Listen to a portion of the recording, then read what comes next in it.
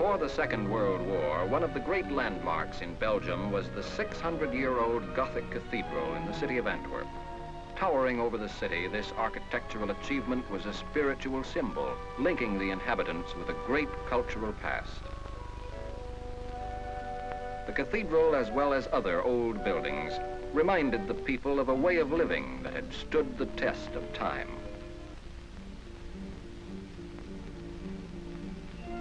Another aspect of Antwerp before the war was a forward-looking, energetic spirit. Antwerp built the first skyscraper in Europe, 25 stories high. Selecting the best from the past and the present, the people preferred a mild attitude toward life. They looked with contempt on the fascist ways that had developed in Nazi Germany, a short distance away. Antwerp, since the Middle Ages, had been a trading center. Its port was the greatest on the continent of Europe. The harbor, with its vast machinery capable of handling tremendous volumes of import and export trade, brought Antwerp into close contact with the world outside the city. But one contact became inevitably a clash. A war between great powers threatened the peaceful life of Antwerp. For a few months of 1939, Belgium tried to preserve its neutrality. Then Hitler, choosing Antwerp as one of his first targets, sent his planes swooping over the city, bringing to it death and destruction. Napoleon once said, "Antwerp is a gun pointed at the heart of England." To Adolf Hitler, the capture of Antwerp was a natural step in the plan to conquer England and the rest of the world. Antwerp was taken. For 4 years, the Belgian people existed and suffered under German rule.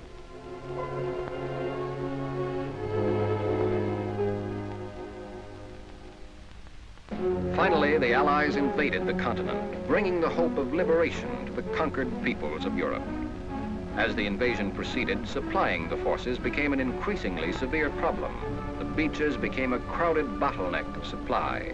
The Allies needed a major harbor to feed the tremendous drive toward Germany. The enemy knew this. They bombed and wrecked Le Havre and all the large ports along the northern coast of France. Deprived of harbors, we found roads were the only answer. Roads became our lifeline, stretching farther and deeper into France. Supplies moved over one-way routes in a 24-hour delivery system now famous as the Red Ball Express. Day and night, the trucks rolled along the roads of France, bringing gasoline, ammunition, and food to frontline depots. The huge Allied force in France had only one small port, Cherbourg, through which supplies might flow. Cherbourg was hundreds of miles from the fighting front. The lines were stretched to the breaking point. We needed a port desperately. Antwerp, Germany's key to the invasion of England, could unlock the door to Germany. In a sudden 8-hour thrust of 110 miles, the British 11th Armored Division fought their way to the city. The troops rolled through the outskirts of Antwerp almost unchallenged. Several months before, no one would have dreamed that Antwerp was to be taken so easily. For 4 years, the people of Antwerp had known only oppression. Now the suddenness of liberation was overwhelming. In one day, life in the city changed entirely. The Belgian underground came out into the open, cleaning up small pockets of resistance. The thrilled inhabitants couldn't wait to express their happiness. During the day of liberation, there was street fighting one moment and rejoicing the next. The British tanks rumbled through the old city, past ancient buildings that would continue to tell of Antwerp's age and great past.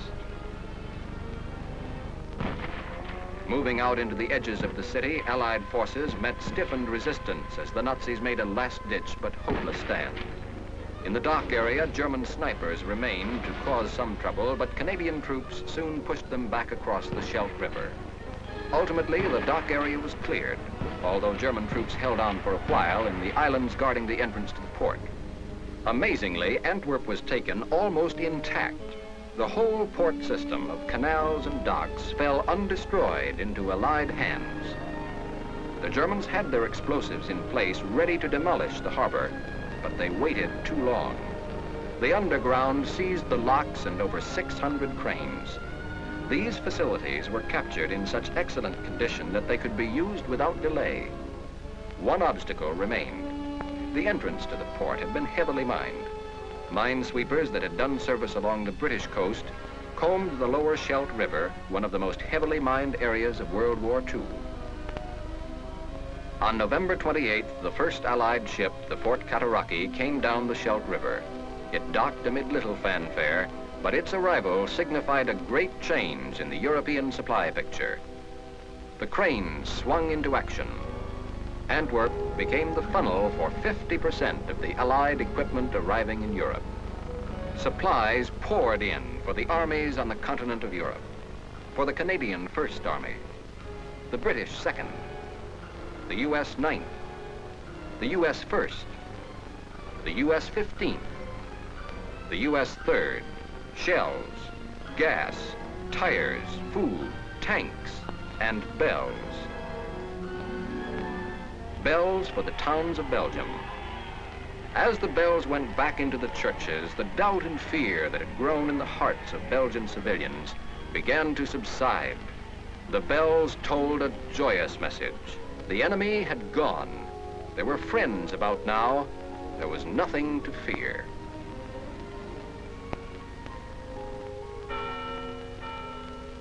And then suddenly, the flying bomb, 1,000 pounds of dynamite capable of vast destruction. The bombs were aimed at the port of Antwerp, the port so vital to the Allied invasion of Germany. It was the Germans' trump card, and it was being played in earnest. The number of bombs that rained down on Antwerp steadily increased.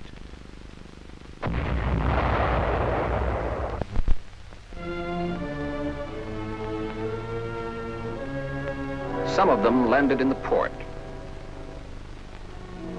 Many landed in the city. Life in Antwerp was transformed.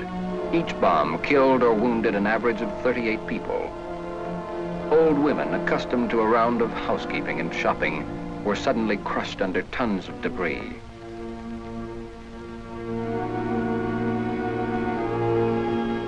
The lives of children playing in the streets were violently interrupted.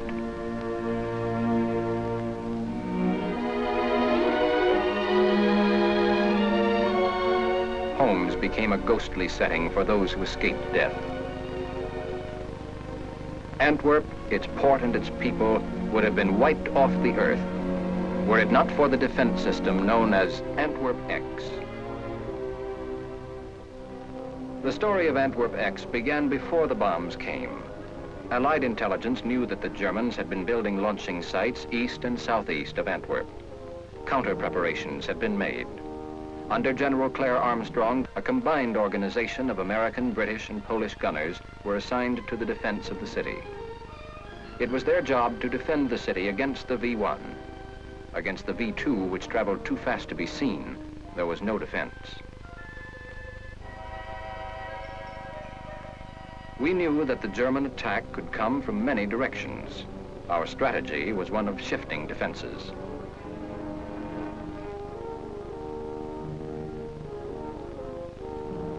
When the V-1s began to come over from one direction, batteries would be shifted quickly, so that several belts of anti-aircraft fire, one behind the other, could protect the city.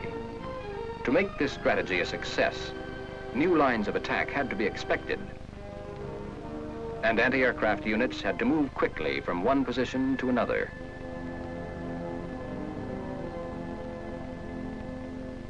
The gun crews around Antwerp learned to meet the extraordinary demands made by their jobs. A move order was just a couple of points on a map, but to the men it meant something more, something vital and urgent. They had seen the damage and death that the V-1s could bring. They knew that lives in Antwerp were at stake. They learned the importance of moving quickly.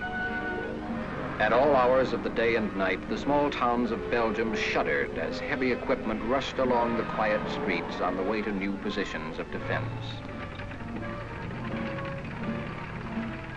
The men got to know their jobs so thoroughly that handling the guns became second nature to them. It was like walking or talking. It seemed they had done it always.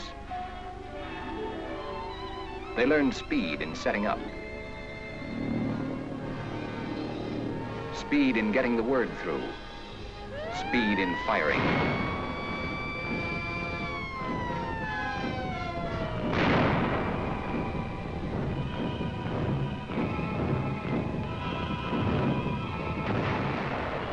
They learned accuracy.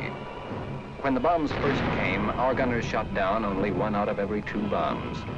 Before the shooting was over, they were bringing down better than 9 out of 10. It wasn't the gunners alone. At each step in the process of bringing down a bomb, there were men whose place in Antwerp X was vital. Observers moved far forward into front-line positions to spot the V-1 soon after the takeoff from Germany. From these forward outposts, they flashed the earliest warning of an approaching bomb. Back at the battery, the signal comes in, and the gunners go to work. In a matter of seconds, each man is at his post, doing the job upon which all Antwerp was depending. A job of cooperation, a team of American and British troops blending its efforts. Through rapid estimations, the course of the bomb was plotted.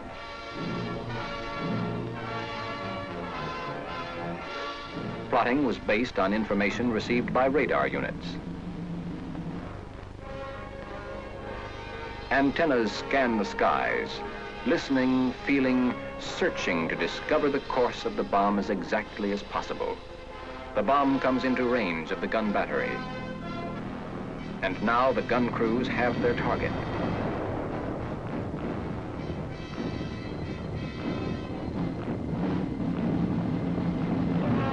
When one belt of guns failed to bring down a V-1, there was at least one other battery backing up the first. Sometimes 4 and 5 belts of guns guarded the bomb lanes to Antwerp.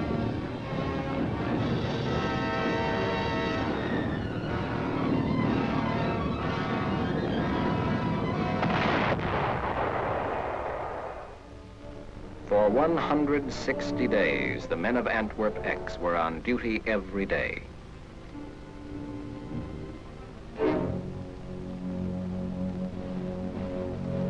And there were few nights when a man could get continuous sleep. Sooner or later, there came an ominous sound in the night. The motorboat of the skies, and the V-1 flickered and glowed like a tiny firefly in the darkness. For 160 days, the people of Antwerp and the men defending it turned their eyes toward the sky. The black puffs were from our own guns. They were our defense. But the people saw them as the spots of a new disease that might afflict them endlessly. They wondered, how long can they keep it up? Will the supply ever give out? Will the bombs ever stop?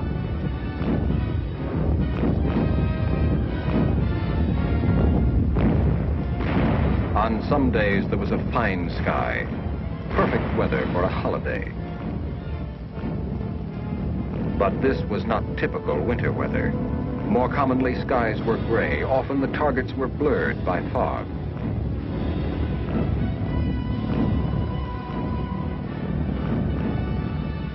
Early and late, in all kinds of weather, people gathered to watch, especially the children. To them, it was a great show.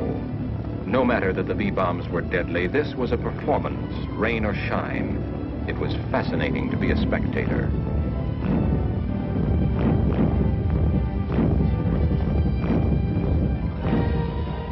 But to the civilians, it was a matter of life and death.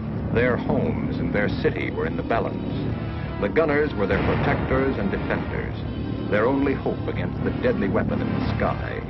Action was frequent. The outcome was always in doubt.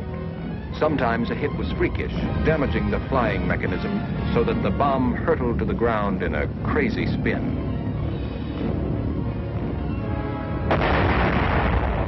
To the gunners, life went on. A round of work and little sleep. The season changed. Winter was a new plague, adding discomfort to danger.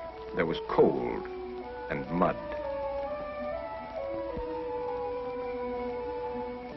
Through the winter, Germany continued to hammer Antwerp with V-1 and V-2 bombs. thousands of buildings were totally destroyed and many thousand more were severely damaged. People in the city were dazed. Those who had lived all their lives in Antwerp were suddenly lost in their city. The children looked on, not understanding. The wreckage was beyond their comprehension. But the V-1 left its mark on them physically and mentally. Then, in the early part of December, there were 5 days of quiet. There was no putter of V-1 bombs. There were no V-2s. The sky was silent. But though there were no targets, the air was charged with danger. This calm was false and sinister. Each man felt it. The enemy had stopped for a reason of their own. That was something to worry about. Then the silence broke.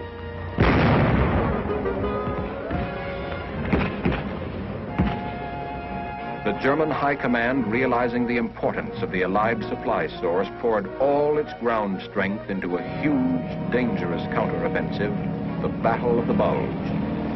Antwerp was the goal. Reach Antwerp, and the Allied drive would falter and fail. Our position grew dangerous. Our men were forced back. We lost valuable equipment. The Allies met the drive, throwing everything they had against the enemy, every man, every piece of equipment. Our highly specialized army rushed cooks, clerks, and cartographers into front-line fighting positions. Standard fighting methods were thrown overboard. Anti-aircraft guns fired point-blank into the enemy attack. But although the Allies suffered great damage, the result of the Battle of the Bulge was now clear. Von Rundstedt never reached the city that was his destination. Through it all, the port went on operating. The Belgian dock workers, heroic in the face of constant danger, continued to bring in the materials that were to reach the front in time for final victory.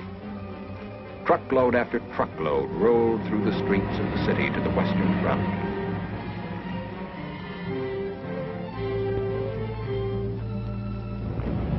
In February of 1945, the buzz bomb attacks reached a peak of intensity. The bomb was coming in now from a new direction, from the north at much shorter range. By continually shifting our defenses and through a heavy defense in depth, we met the final onslaught. Antwerp X was a success. Firstly, the strategy had been right. Secondly, the execution of that strategy, the record of the gunners, had been brilliant. During one period of 6 days, 91 bombs came over, of which 89 were shot down.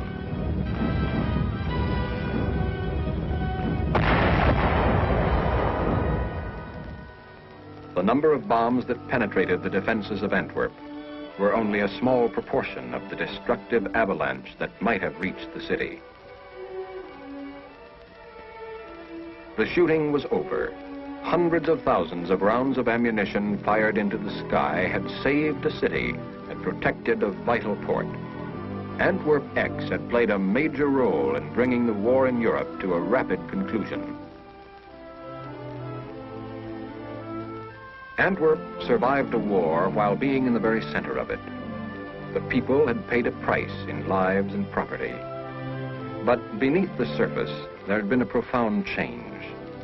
During 4 years of terror and suffering, they had gained a deeper understanding of human values, a renewed love for their traditions of culture and goodwill.